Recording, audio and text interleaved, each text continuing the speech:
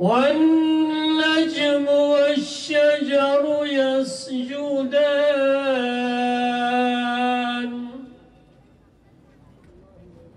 Sizi bu soğukta beklettiğimizden dolayı muazzeb oluyoruz. Rabbim ecrini kat kat versin inşallah. Bismillahirrahmanirrahim. Hür Dava Partisi'nin hürriyetten kastı Rabbine kul olmaktır. Biz insanlara kulluktan, kölelikten kurtarıp Allahu Teala'ya hakiki köleler ederek özgürleştirmek projesinin adresiyiz. Biz Allah'a kul olmayanın muhakkak birilerine kul olacağını, şeytana köle olacağının bilincindeyiz. Biz önder olarak Allah'ın bize tayin ettiği önderlerden başka önderler tanımıyoruz.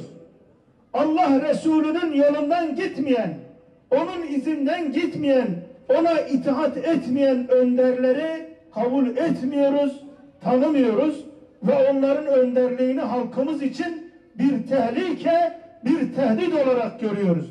O önderler Allah'ın çizgisinden çıktıkları zaman gidecekleri adres cehennemdir.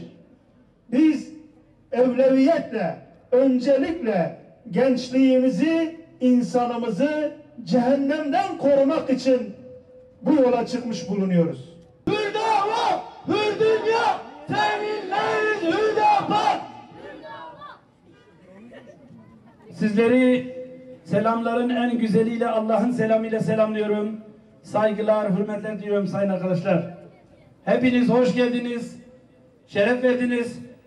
Gerçekten geçen görüşmemizde partimizin açılışı ve ilk adaylarımızın açıklandığı gün mini bir toplantı, mini bir miting yapmıştık. Allah'a şükürler olsun, Rabbime şükürler olsun. Bu güzel kalabalığı, bu teveccühü görünce daha da umutlarımız artıyor. Allah'a şükürler olsun. O gün onlarla, belki yüzlerle, artık bundan sonra binlerle, 10 binlerle inşallah bir araya geleceğiz. Değerli arkadaşlar, hepiniz hoş gelmişsiniz. Bu güzel manzarayı görünce gerçekten duygulandım. Ben söyleyeceklerimle ilgili olarak da böyle farklı bir siyaset anlayışımız vardır. Biz politikaya, siyasete çok farklı bir renk katmak için gelmişiz. Yoksa bizim çalışmalarımız yıllardır devam eden, bölgenin, Türkiye'nin, dünyanın her yerinde devam eden güzel çalışmalarımız vardı. Ama gerçekten de bizim gibi kardeşliğe vurgu yapan kimse yoktu. Bizim kadar bizim maneviyatımızı, geleceğimizi, çocuklarımızı düşünenler yoktu. Baktık yoktur. Bizim endişelerimizi taşıyanları az gördük. Ve biz üzülüyorduk bu duruma. Burada bölgenin değişik bölgelerin her tarafında canı gönülden hizmetler yapan, eğitim üzerine, fakir insanlara yardımcı olma üzerine, barış ve kardeşlik üzerine çok güzel faaliyetler yapan kardeşlerimiz vardı. Ben de onlardan bir taneydim burada. Yıllardır çocuklarımızın eğitimiyle ilgileniyordum.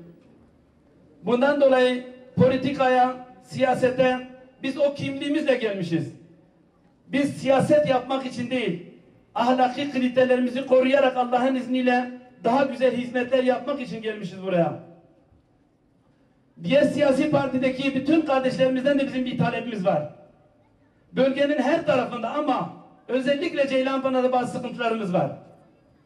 Suriye'deki olaylar, üzücü olaylar. Allah onlara da yardım etsin diyoruz. Gerçekten acınacak durumdalar. Bizim şehrimizin de kozmopolit olması, farklı renklerden kardeşlerin bir arada yaşıyor olmasından dolayı bu olaylar bizi üzdü, biraz da gerdi. Bizi istemediğimiz bazı sıkıntıların içine de koydular. Çok üzüldük. Rahmet eden kardeşlerimize, Suriye'deki mağdur insanlara da Allah-u Teala'dan rahmet diliyoruz. İnşallah bu zulüm bir an önce biter. Burada biraz böyle ayrıştırmaya, farklı renklerimiz, zenginlik olan renklerimizi bazen ayrılık sebebini yapıp rant sağlamaya çalışanlar oluyor. Bizim partimizle biz bunu ortadan kaldırıyoruz Allah'ın izniyle. Çünkü hiçbir partinin tüzüğünde olmayan bir şey var bizde, partimizin programında. Biz İslami referanslı bir partiyiz. İslam kardeşliği sağlıyor. Arabıyla, Kürdüyle, Afganıyla bütün insanları sadece kardeş yapan, bir yapan bizim İslami bağımızdır.